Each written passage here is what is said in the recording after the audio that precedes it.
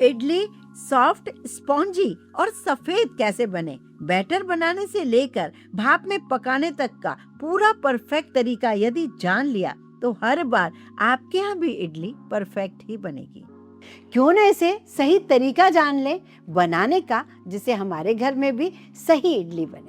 और हाँ, खास तरीके की 2 चटनियाँ भी हैं, इसलिए वीडियो को पूरा जरूर देखिए। तो चलिए रेसिपी शुरू कर। तो हमें रेशो का खास ध्यान रखना होगा। कोई भी एक कप सेट कर लीजिए या कटोरी, उसी से आप 3 कटोरी चावल लीजिए। चावल आपके घर में कोई भी हल्की क्वालिटी के हों वो ले लीजिए, या फिर मार्केट में आसानी से मिल जाते हैं डोसे वाले चावल, इडली वाले चावल, वो आप ले लीजिए।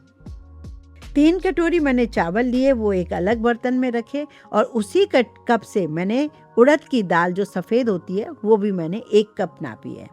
अब ये दोनों चीज़ें अलग अलग हो गई हैं। यहाँ पर मैंने पोहे भी 1 कप लिए हैं। पोहा इसमें डालने से इडली बहुत ही सॉफ्ट स्पॉन्जी बनती है। और 1 चम्मच जो चावल खाने वाला चम्मच होता है, मैंने मेथी दाना ले ली है। अब ये रेशो इसी तरीके का होना चाहिए जिससे आपका डोसा भी परफेक्ट बने और इडली भी।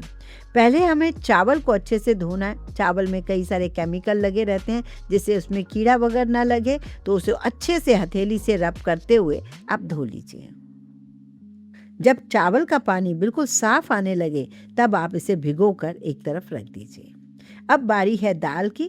दाल को भी बहुत अच्छे से धोना है, लेकिन दाल को जब हम पानी डालकर रखेंगे तो पानी हमें नल वाला नहीं डालना है। पानी हमें वो डालना है जिसको हम पीने में यूज़ करते हैं। ऐसा क्यों कर रही हूँ ये मैं आपको आगे बताऊंगी। यही सीक्रेट है दाल चावल का परफेक्ट तरीके से फर्मेंट होना।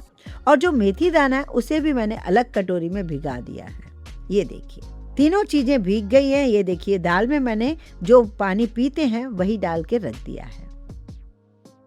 तीनों को ढककर एक तरफ रख देते हैं। पोहे अभी नहीं भिगाएंगे, 4 घंटे बाद मैं आपको मिलती हूँ, बताती हूँ ये भीग चुके हैं, तब हम पोहे को भी भिगाएंगे। 4 घंटे बाद आप देखेंगे कि सारी चीज़ें अच्छे से फूल चुकी हैं। चावल वाला पानी था उसे हटा देंगे, मेथी दाने वाला पीला पानी उसे भी हटा देंगे, वरना ये हमारी इडली को पीला कर देगी। और जो दाल वाला पानी है, जिसे हमने पीने वाला पानी भरा था, वो हम एक कटोरे में रख देंगे। उसी पानी से हम दाल चावल पीसेंगे, क्योंकि यही पानी होता है जो हमारे डोसे को परफेक्ट फर्मेंट होने में मदद करता है। और चाहे बारिश हो सर्दी हो, यही पानी आप डालिए। पोहे को भी अच्छे से 3-4 बार पानी से धो लीजिए, जिससे उसका पूरा मैलापन हट जाए। अब बारी है हमें इसकी पीसने की।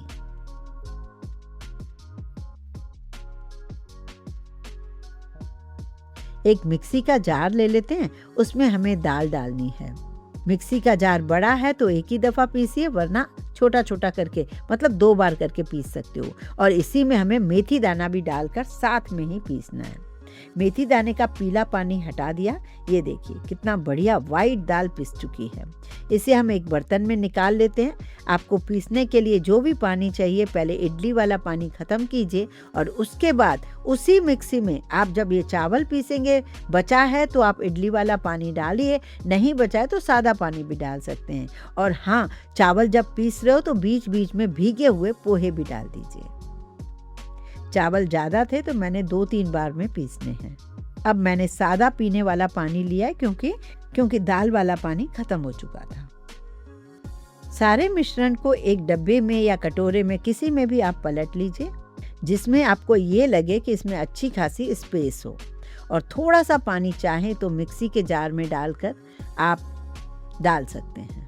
जब हमने दाल चावल पूरे पीस लिए, अक्सर होता ये है, छोटी सी ट्रिक है, अक्सर मैं अपने दूसरे चैनल पर ट्रिक्स बताती रहती हूँ। हम क्या करते हैं, जार को बहुत ज़बरदस्त तरीके से उसे वॉश करते हैं, जिससे उसके ब्लेड बहुत ढीले हो जाते हैं और बहुत जल्दी हमारी मिक्सियाँ ख़राब हो जाती हैं। मिक्सी तो नहीं ख़राब होती, मिक्सी के जार ख़राब हो जाते हैं। तो एक छोटी सी ट्रिक समझ लीजिए, जब भी आप कुछ ऐसे पीसते हो, थोड़ा पानी डालकर उसे चर्न कर लीजिए। उसके बाद जब आप उस पानी को फैला दोगे तो बिना हाथ लगाए अंदर जार बिल्कुल साफ हो जाएगा। ब्लेड को ज़्यादा इधर उधर हाथ लगाने की ज़रूरत नहीं है। मिक्सी का जो जार है उसकी शेल्फ लाइफ बढ़ जाती है। यहाँ डोसा बैटर जो है मैंने एक डब्बे में डाल दिया है, उसे मैं इस तरीके से करछी से मिक्स कर रही हूँ। आप हाथ से भी मिक्स करते हो, ऐसा करने से क्या होता है अंदर हवा भरती है और कंसिस्टेंसी भी पूरी करने के लिए हमें धीरे धीरे इसमें पानी भी डालना होगा। आपने देखा बैटर कितना बढ़िया है ना, साफ है, बिल्कुल सफ़ेद है। तो ये बहुत ज़रूरी है और पानी डालना बहुत ज़रूरी है, क्योंकि पानी अगर हम नहीं डालेंगे तो हमारा इडली बैटर परफेक्ट तरीके से फर्मेंट नहीं होगा। तो यहाँ देखिए थोड़ा थोड़ा पानी करके इस मिश्रण में मैं डाल रही हूँ करछी से और इसे मिक्स कर रही हूँ, जिससे क्या होगा ये पता चलेगा कि इसकी कंसिस्टेंसी हमें बिल्कुल परफेक्ट करनी है। ये स्टेप बहुत ज़्यादा ज़रूरी है, इससे हवा भी भरती है और कंसिस्टेंसी एक बार जब पहले आपने सेट कर ली तो आपको टेंशन लेने की ज़रूरत ही नहीं है। एक और बढ़िया सी ट्रिक बता रही हूँ, छोटी सी। लास्ट में जब आपने देख लिया उसकी कंसिस्टेंसी बिल्कुल परफेक्ट हो गई, तो बेकिंग सोडा जो होती है ना, सिर्फ आपको 1/4 टीस्पून डालनी है इस बैटर के अंदर। आप डालकर देखेंगे, हैरान हो जाएंगे इसका रिजल्ट देखकर। चाहे बारिश है, ठंड है, आपके यहाँ इतना बढ़िया बैटर फर्मेंट होगा 4 से 6 घंटे में, या फिर ज़्यादा से ज़्यादा ओवरनाइट रखिए। जिस भी बर्तन में आप फर्मेंट करने के लिए रखते हो तो ध्यान रहे कि आधा होना चाहिए, जिससे सुबह तक ये ओवरफिल्ड हो जाएगा और फिर आप परेशान हो जाओगे। तो हमेशा जिस बर्तन में भी आप रख रहे हो तो देखिए कि आधा होना चाहिए। और एक बार जब आपने परफेक्ट तरीके से इस आटे को बना लिया तो आपको ना तो कभी सोडा डालने की जरूरत पड़ेगी, ना ही कोई इनो डालने की जरूरत पड़ेगी। बैटर को मैंने ओवरनाइट रख दिया। मैं आपको दिखाती हूँ कितना बढ़िया ये फर्मेंट हुआ है। ये देखिए बिल्कुल सफ़ेद मिश्रण और इसकी कंसिस्टेंसी भी बहुत ही बढ़िया। जब आप इसे चलाएंगे बहुत अच्छे से तो बहुत ही बढ़िया तरीके से ये मिक्स भी हो रहा है। और ये ऊपर वाला जो हल्का सा पपड़ी सी आपको लग रही है, वो मिक्स करने से बिल्कुल सॉफ्ट हो जाती है। जब भी आपको लगे कि ऊपर कुछ ड्राई ड्राई सा लग रहा है तो ऊपर आप थोड़ा सा पानी के छींटे भी डाल दिया कीजिए। ये देखिए कंसिस्टेंसी बिल्कुल परफेक्ट है। अब आपको जितना बैटर चाहिए आज यूज़ करने के लिए आप यूज़ कीजिए, डोसा बनाइए, इडली बनाइए, लेकिन बाकी के बैटर में बिना कुछ डाले आप इसे फ्रिज में 4 से 5 दिन तक यूज़ कर सकते हो। मैंने यहाँ पर अंदाजे से थोड़ा बैटर निकाल दिया है, बाकी के बैटर को मैं रख देती हूँ। अब इसमें कोई इनो, कोई सोडा, कुछ भी नहीं डालना है। ऐसे ही हमारी इडली बहुत ही परफेक्ट बनेगी। इडली बनाने के लिए इडली मेकर लीजिए या फिर कढ़ाई पतीले में भी बना सकते हो, सांचे लीजिए, आपकी चॉइस है। सांचे को थोड़ा सा ऑयल लगा लीजिए जिससे उसे निकालने में बहुत ही आसानी हो जाए। दो तीन मैं इस तरीके से बना रही हूँ। टोटल इस बैटर से अगर आप इडलियाँ बनाना चाहें तो पूरी 50 इडलियाँ इससे बनेंगी।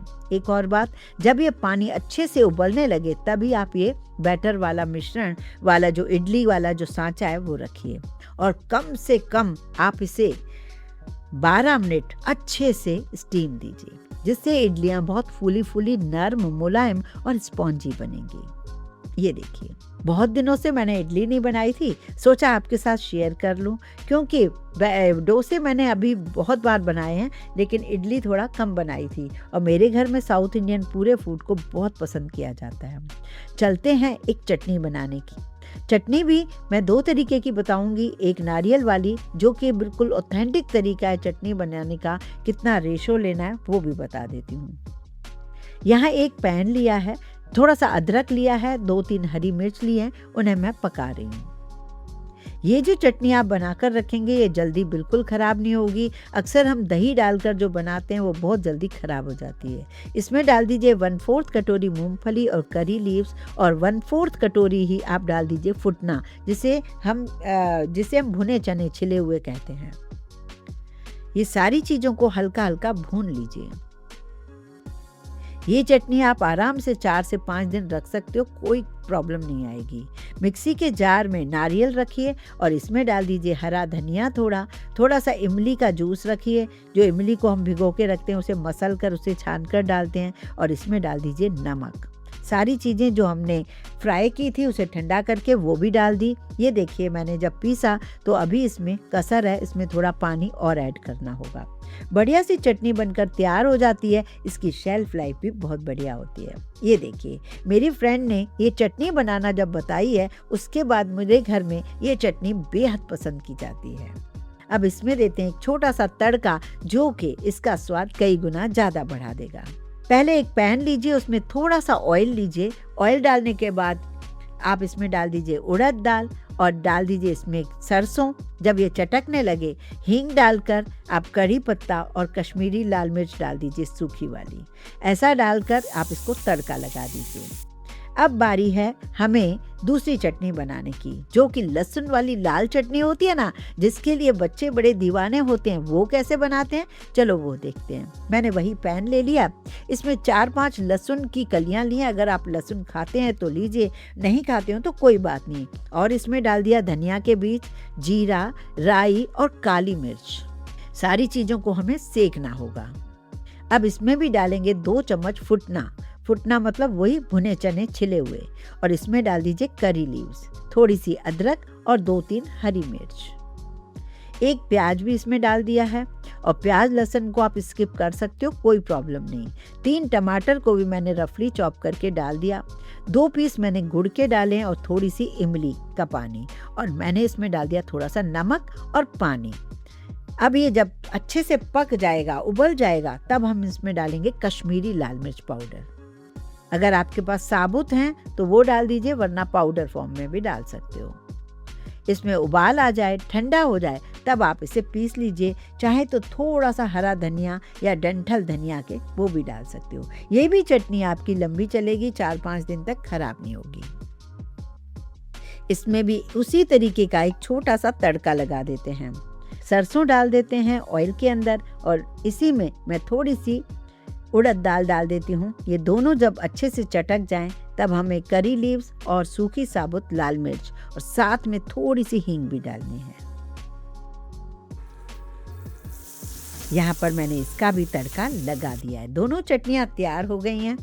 अब चलते हैं उन इडलियों को निकालने, क्योंकि इडली को जल्दी जल्दी निकालने की कोशिश मत किया कीजिए, क्योंकि ये इतनी सॉफ्ट बनती हैं वो टूट जाती हैं। तो आप ये देखिए कितनी सॉफ्ट हैं, बिल्कुल स्पॉन्जी हैं और बहुत ही वाइट बनी हैं, बहुत ही बढ़िया बनी हैं। तो इस तरीके से अगर आपने रेशो का ध्यान रखा और इस तरीके से बनाई, पूरे तरीके से जो मैंने आपको बताया, इडली का बैटर अगर परफेक्ट बना है तो इडली तो परफेक्ट बननी ही है। वैसे तो इडली और चटनी बिल्कुल तैयार हो गई है, मैं आपको तोड़ के भी दिखा रही हूँ। पर जाते जाते मैंने सोचा बच्चों को अट्रैक्ट करने वाली, जैसे स्कूल में बच्चों को टिफ़िन में भी देते हैं, तो बच्चों के लिए अगर आप चाहें तो इस तरीके से भी बना सकते हैं। एक और भी कारण है ये वाला स्टेप आपको बताने का, क्योंकि क्या होता है कई बार कई घरों में इडली स्टैंड नहीं है, जब बिगनर्स हैं उनके यहाँ नहीं है, तो आप छोटी छोटी तश्तरियों में भी बना सकते हो।